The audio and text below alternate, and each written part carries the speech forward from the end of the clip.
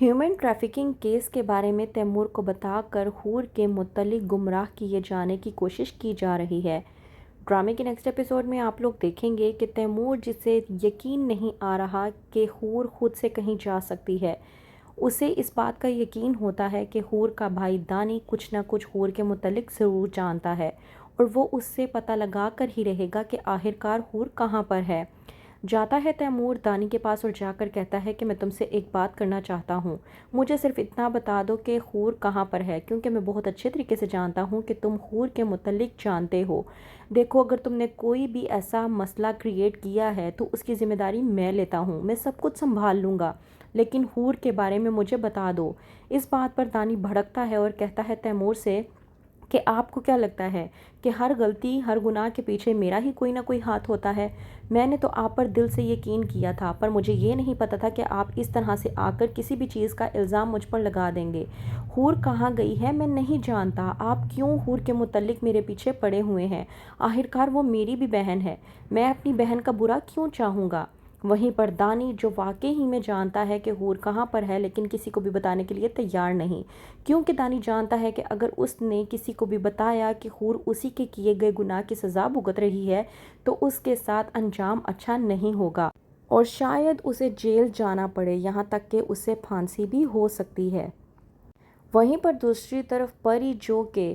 ظلم کی انتہا کر رہی ہے حور پر، جب دیکھتی ہے داور کو کہ داور گھر پر آ رہا ہے تو سیدھا جاتی ہے حور کے کمرے میں اور جا کر کہتی ہے کہ اے لڑکی، کیا تمہیں معلوم ہے کہ تم یہاں پر کسی سمجھوتے کے تحت لائی گئی ہو؟ جس سمجھوتے کے تحت لائی گئی ہو اس کی بنا پر تمہارے ساتھ جو کچھ بھی ظلم و ستم کیے جا رہے ہیں وہ ہمارے بدلے کی آگ ہے۔ اگر تم نے کسی کے سامنے کچھ بھی بکواس کرنے کی کوشش کی تو مجھ سے برا کوئی نہیں ہوگا۔ یہاں پر تمہارے ساتھ ساتھ اگر تمہارے پورے خاندان کو بھی میں اٹھا کر لے آئی اور انہیں میں نے زمین میں دفن کر دیا تو کوئی تمہارے خاندان کے بارے میں جان بھی نہیں پائے گا، تو جتنا ہو سکے خاموش رہنا تو ہی تمہارے لیے بہتر ہوگا۔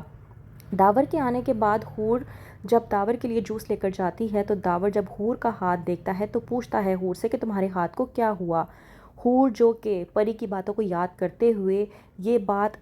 ذہن میں لاتی ہے کہ اگر اس نے میرے خاندان والوں کے ساتھ کچھ بھی کیا تو میری وجہ سے ان کے ساتھ اچھا نہیں ہوگا، یہ سوچتے ہوئے داور کے ساتھ جھوٹ بولتی ہے کہ کام کرتے ہوئے کچن میں ہاتھ جل گیا تھا اور کوئی ایسا مسئلہ نہیں ہوا۔ پری، جو کہ داور کے سر پر بیٹھی ہوئی یہ تمام تر باتیں سن رہی ہوتی ہے کہ حور آخرکار داور سے کیا کہے گی، کہتی ہے پری حور سے کہ میں داور کے دھوکے میں تو آ گئی ہوں لیکن تمہارے دھوکے میں کبھی بھی نہیں آؤں گی اور مجھ سے جتنا ہو سکے بچ کے رہنا تو ہی تمہارے لیے بہتر ہوگا۔ وہیں پر حور ان باتوں کے بعد یہ بات سوچنے پر مجبور ہو جاتی ہے کہ اگر یہ عورت پری واقعی ہی میں میرے گھر والوں کے پاس پہنچ گئی، میرے خاندان کے پیچھے پہنچ گئی تو یہ میرے خاندان والوں کے ساتھ کیا کرے گی؟ مجھے بہتر یہی ہے کہ چپ رہنا چاہیے، اور ویسے بھی مجھے یقین ہے کہ میرے بھائی دانی نے سب کو بتا دیا ہوگا اور وہ بہت جلد مجھے یہاں پر لینے کے لیے آ جائیں گے اور مجھے اس جہنم کی آگ سے باہر نکال دیں گے۔ لیکن حور اس بات سے انجان ہے کہ دانی نے کسی کو کچھ نہیں بتایا اور وہ خاموشی اختیار کیے ہوئے ہے، تو کیا واقعی ہی میں دانی اپنی بہن کو پوری زندگی کے لیے ایسی سزا بھگتنے دے گا جو اس نے کی ہی نہیں؟ کیا ہوگا آگے؟ مزید جاننے کے لیے دیکھتے رہیے ڈرامہ سیریل ایک لفظ زندگی۔